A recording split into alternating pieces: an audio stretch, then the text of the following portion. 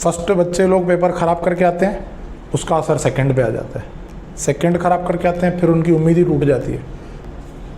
Same thing goes for group 2, क्योंकि सब लोग थोड़ी दोनों ग्रुप साथ में, कुछ खाली ग्रुप 2 देते हैं, कुछ खाली ग्रुप 1 देते हैं। टफ देखो अभी 2 तरीके से किया जा सकता है, एक ट्रिकी या तो लेंदी। इंस्टीट्यूट का जितना रिकॉर्ड है आज तक उसने जो टफ किया है वो लेंदी के थ्रू ही किया है। जो हर फर्स्ट पेपर के बाद एक वीडियो आता है कि प्रोफेसर भी होगा तो वो भी 4 साढ़े 4 घंटे में सॉल्व नहीं कर पाएगा पेपर, बच्चों से कैसे आप 3 घंटे में एक्सपेक्ट करते हो, होता है ना वो। पर अब उसका एक राज ये है कि वो पेपर में फिर फेल कोई नहीं होता है। ये बात दिमाग में रख देना हमेशा। ये गलती करते हो तुम लोग, जब एक पेपर खराब जाता है ना तुम लोग उसको सर पे बिठा लेते हो, उसके चक्कर में आगे का पेपर तुम लोग नहीं पढ़ते हो। वो गलती मत करना, क्योंकि अगर पेपर टफ है तो उसमें आपका चेकिंग लीनियंट होगा, आप फेल नहीं होगे उसमें। उससे फिर क्या करो, ज़्यादा मेहनत सेकंड पेपर के लिए करो ताकि उसका एग्रीगेट सुधर जाए, एवरेज मार्क्स आपका लेवल हो जाए। मेजॉरिटी बच्चों का देखना पेपर टफ आया फर्स्ट था पर वो फेल सेकंड में हुए, प्रेशर की वजह से। क्योंकि फर्स्ट आप अच्छा नहीं लिख के आए, उसमें इंस्टीट्यूट ने आपको पास कर दिया, क्योंकि इंस्टीट्यूट को मालूम था कि मैंने लेंदी निकाला था, मैंने ट्रिकी निकाला था, तो चलो फेल नहीं करना है। अपन अगर उसने रीजनेबली अटेम्प्ट किया है, कंसेप्चुअली राइट है, भले पूरा सम राइट हो, इसको टैली करूं, इसको टैली करके ही आगे बढ़ूं। अरे ऐसा थोड़ी पासवर्ड लगा हुआ है दूसरे क्वेश्चन को कि ये जब तक टैली नहीं करेंगे तब तक दूसरा नहीं खुलेगा। इसको टाइम अगर हो गया, जितना आपको अलॉट करना था टाइम हो गया, 1-2 मिनट ज्यादा दो, आगे बढ़ो। अगर नहीं भी तो जो एसेट साइड का टोटल है वो दोनों बाजू लिख दो। मेजॉरिटी ऑफ द टाइम्स हम लोगों का लफड़ा जो होता है लायबिलिटी साइड में होता है, क्योंकि प्रॉफिट घूम के उधर आता है। एसेट साइड बहुत बार प्रॉपर होता है। एसेट साइड का टोटल दोनों बाजू लिख लो, छोड़ के मत आओ खाली फिर उसको। एसेट साइड और टोटल दोनों बाजू लिख लिया, बोलेंगे चलो चलते हैं आगे। पर अनरीजनेबली एक ही क्वेश्चन पे टाइम वेस्ट नहीं करना, क्योंकि देखो वो तो हुआ नहीं, उतने टाइम में जो दूसरा कर सकते थे वो भी तुम लोग ने किया नहीं, तो वो गलती नहीं करनी है। रीजनेबल टाइम हर एक क्वेश्चन को दो, आगे बढ़ते जाओ। बच्चे थ्योरी स्किप करते हैं प्रैक्टिकल सब्जेक्ट्स में, अकाउंट्स में, कॉस्टिंग में, एफएम में। थ्योरी आप नहीं करते हो, थ्योरी उल्टा आपको सेव करता है। मालूम है कैसा? क्योंकि हमेशा उसमें सब पार्ट्स होते हैं। हर एक पार्ट अपने आप में इंडिपेंडेंट है। अगर मेरा ए पार्ट का आंसर गलत हुआ तो बी को थोड़ी वो खराब करेगा, बी गलत गया तो सी को थोड़ी खराब करेगा। जबकि अगर आप 16 मार्क्स का या 12 मार्क का एक ही क्वेश्चन लोगे, स्टार्ट का वर्किंग नोट खराब हुआ, वो लास्ट के आंसर तक कैरी फॉरवर्ड होगी मिस्टेक। और थ्योरी मेरे हाथ में है, मेरे को कितनी लिखनी है, मैं टाइम के हिसाब से उसको मोल्ड कर सकता हूं ना लेंथ को। अगर मेरे को टाइम नहीं लगा, मैं किधर किधर हेडिंग्स लिख के आऊंगा खाली, एग्जामिनर समझ जाएगा कि बच्चे को कंसेप्ट पता है। पर आप सब में थोड़ी कर सकते हो, सब में खाली फॉर्मूला लिख के आओगे क्या? लफड़ा किधर है मालूम है? इंस्टीट्यूट का मटेरियल नहीं करते हो। एंड व्हेन आई से इंस्टीट्यूट का मटेरियल, अब इंस्टीट्यूट के मटेरियल में क्या क्या चीज़ आता है, चेकलिस्ट ध्यान देना। एक, इंस्टीट्यूट का जो मैं स्टडी मटेरियल बोला, IM इंटीग्रेटेड मटेरियल, वो। दूसरा RTP, अपने अटेम्प्ट से ज़्यादा पिछले अटेम्प्ट की भी करना, समझा? उसमें से दे देगा वो। आपके भी अटेम्प्ट में से थ्योरी के पेपर्स में RTP में से 5 to 8 मार्क्स का आता है। पास्ट के पेपर्स एटलीस्ट आपको 6 अटेम्प्ट के पास्ट के पेपर्स करने हैं। 6 अटेम्प्ट के क्यों बोल रहा हूँ? क्योंकि देखो इमीडिएटली पहले का 1 अटेम्प्ट करोगे तो वो 1 अटेम्प्ट हो सकता है यहाँ पे हो या फिर यहाँ पे हो, वो पर्टिकुलर सब्जेक्ट, ठीक है? तो अपन जब भी 6 का करते हैं तो हम लोग ये सब लेवल्स देख लेते हैं कि इंस्टीट्यूट अगर टफ जाता है तो कहाँ पे जाता है, अगर ईजी जाता है तो कहाँ पे जाता है, मॉडरेट कहाँ पे होता है। तो आपको हर लेवल का प्रैक्टिस होता है। लेंदी जाता है तो कहाँ पे जाता है, ट्रिकी जाता है तो कहाँ पे जाता है, आपको हर एक चीज़ का टेस्ट आ जाएगा, समझा? और पेपर मॉक नहीं, तुम लोग जो मॉक देते हो स्टडी मटेरियल का ही तो क्वेश्चन रहता है। मॉक पेपर के लेवल में और एक्चुअल पेपर के लेवल में डिफरेंस होता है। कभी भी आज तक ऐसा नहीं हुआ है कि एक्चुअल पेपर मॉक से ईजी आया हो। 1.5 दिन क्या करें? 1.5 दिन में आइडियली आपको अपने नोट्स करने, जो हमारे पास नहीं है। नोट्स किसके किसके पास है? 8 सब्जेक्ट के, 8 सब्जेक्ट के। 4 दे रहे हो तो 4 के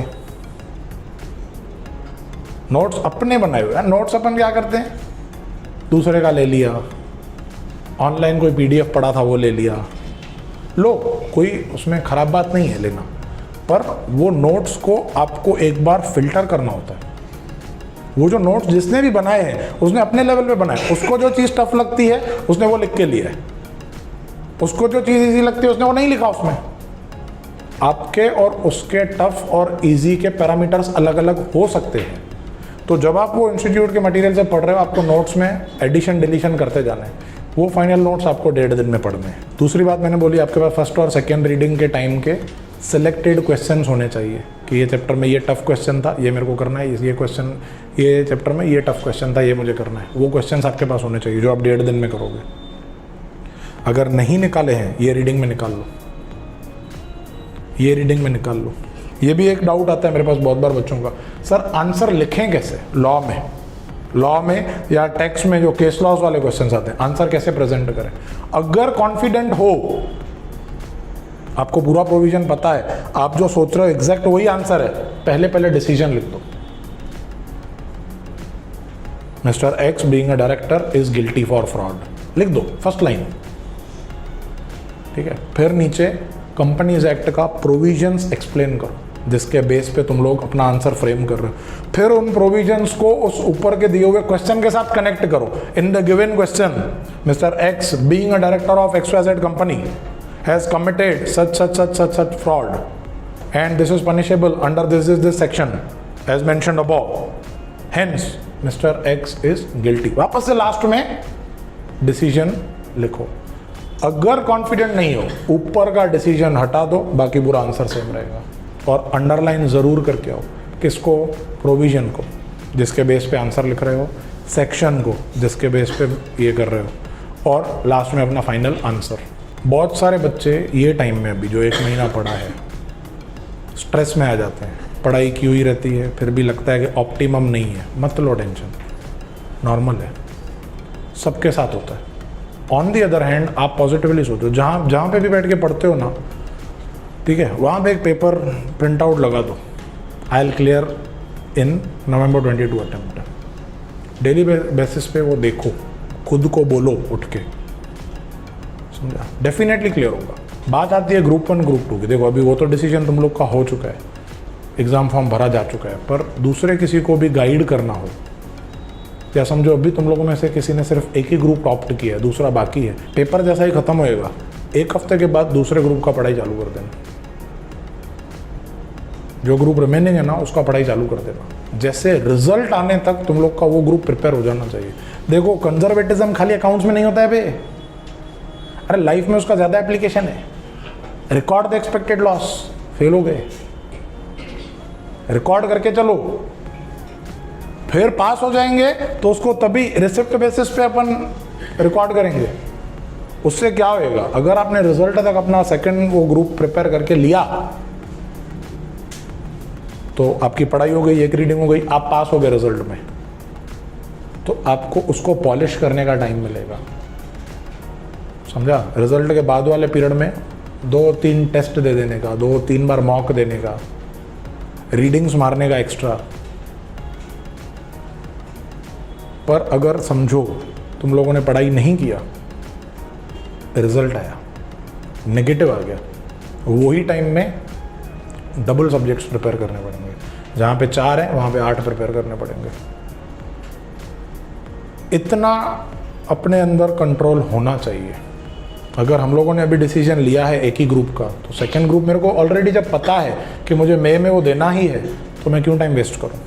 पेपर जाने से पहले या अभी ये टाइम में जो आप रिवीजन कर रहे हो, हर एक सब्जेक्ट का एक सजेस्टेड देख लेना। कोई भी, भले एक पास्ट के अटेम्प्ट का देख लो, पेपर का, मॉक का देख लो, उसमें आपको पता चल जाएगा कि इंस्टीट्यूट कैसे आपसे आंसर एक्सपेक्ट करता है, कौन से स्ट्रक्चर में लिखता है वो answer. Accounts, costing, SFM, DT, IDT, एक गलती कॉमन, बच्चे वर्किंग पहले करते हैं, मेन आंसर बाद में लिखते हैं। कभी मत करना। मेन आंसर के लिए पहले जगह छोड़ो, 1 पेज 2 पेज छोड़ो, फिर वर्किंग चालू करो। 1 पेज का मेन आंसर होता है, 4 पेज के नोट्स होते हैं पीछे, तो नोट्स इंपॉर्टेंट है। मार्क्स वो नोट्स का ही है, क्योंकि उसमें ही आपका कंसेप्ट पता चलता है कि आपका कंसेप्ट कितना क्लियर है, आप कैसे अप्लाई कर रहे हो। आप जिस एनवायरनमेंट में पढ़ रहे हो ना, वो सेम एनवायरनमेंट आपको एग्ज़ाम लिखने के टाइम पे भी चाहिए रहता है, तो आपको वो चीज़ें याद रहेंगी। अगर आप पढ़ रहे हो और वो टाइम पे गाने चल रहे हैं, मतलब आपका माइंड उस एटमॉस्फेयर में है, उस एनवायरनमेंट में चल रहा है। आप जब पेपर लिखोगे वो टाइम पे थोड़ी होएगा, वो टाइम पे थोड़ी गाने चलेंगे, तो आपका माइंड वो एनवायरनमेंट में नहीं होने की वजह से डिस्टर्ब हो जाएगा, आपको चीज़ें याद नहीं आएंगी। तो आप भले पहले गाने सुन के 10 बार पढ़ लो, वहाँ पे बिना गानों के कुछ भी नहीं कर पाओगे। ऐसे एनवायरनमेंट में पढ़ाई करो जो एनवायरनमेंट हम लोगों को वहाँ पे मिलने वाला है। सिर्फ बात है फोकस की और डिसिप्लिन की। सही जगह पे एफर्ट्स लगाओ, डिसिप्लिन में एफर्ट्स लगाओ, क्लियर हो जाएगा, बिंदास, बिल्कुल क्लियर हो जाएगा।